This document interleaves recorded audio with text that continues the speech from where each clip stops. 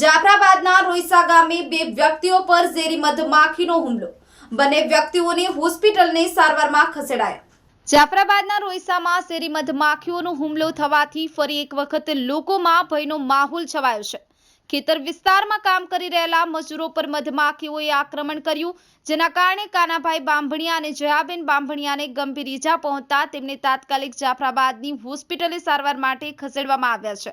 આ ઘટના પછી સ્થાનિકોમાં મધમાખીઓના સતત હુમલાઓ પ્રત્યે રોષ ઉઠ્યો છે, ખાસ કરી અને તે વિસ્તારોમાં કે જ્યાં સિંહ અને દીપડાના ભય વચ્ચે જીવન જરૂરિયાતનું ખેતકામ કરવું પડતું હોય છે. મધમાખી હુમલાની આ બીજી ઘટના હોવાથી વન વિભાગ અને સ્થાનિક પ્રશાસન દ્વારા તાત્કાલિક પગલાં લેવાની માંગ ઉઠી છે. સંવાદદાતા નૌશાદ કાદરી, ન્યૂઝ 9 ગુજરાતી, અમરેલી. મધ બહુ કર્યું, સમજે? ક્યાંથી કર્યું તમને? હા, ખેતીમાંથી કામ કરતા હતા ને.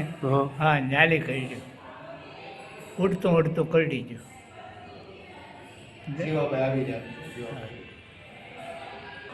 મારું નામ જીવાભાઈ વાઘેલા, બીજેપી તાલુકા ઉપપ્રમુખ બોલું છું. આ કઈ રીતે બનાવ બન્યો? હું વાડીએ જતો હતો તો એ લોકો રાઈડ નાખવા માંડ્યા. મને તાત્કાલિક કાનાભાઈએ બોલાવ્યો, મને કે આમનું આમ થયું છે. મેં અગાઉ પણ જાણ કરેલી છે કે આવી રીતે બનાવ બનેલો છે, પાછો આ બીજી વાર બન્યો છે. કોઈ જંગલ ખાતા કે કૃષિ વિભાગમાં જ્યાં કોઈ પણ સંસ્થામાં આવે તો એની તકેદારી લેવા ભાગરૂપે પગલાં લેવા